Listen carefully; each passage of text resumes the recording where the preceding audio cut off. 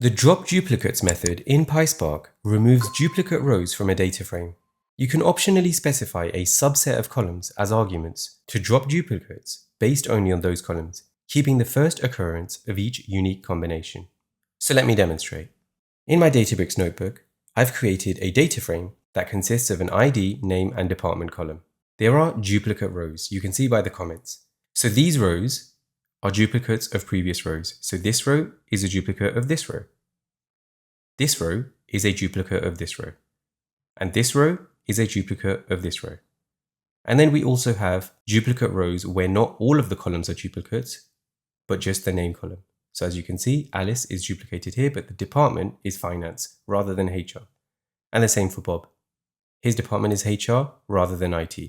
So to start with, let's remove all duplicate rows from this data frame. So to do that, I can do df.drop duplicates. And then let's display that, or actually let me just do a show method on it so we can see the results. So here are the results, and the duplicate rows have been removed. So as you can see, ID of 1, Alice and HR, occurs only once. Same with Bob and IT, and Charlie in finance.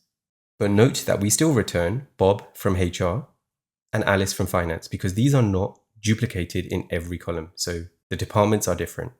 So when you don't provide any column arguments in the drop duplicates method, then only the rows where the values in every column are the same are removed. So now let's remove the rows where the values in the name column are the same. So let's type df.drop duplicates, and then inside of square brackets, specify the column. So that will be name. And then dot show.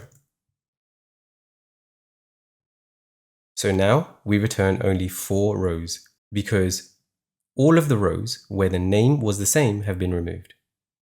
And if you want to drop duplicates from multiple columns, you can as well. So if I do df.drop duplicates, and then in the list I can do name, and then let's say also department. Then this should also work as well. But this time we should get the same results as just dropping duplicates by specifying all of the columns, as you can see. So in this example, we've removed rows where the values were the same for the name and the department. Great.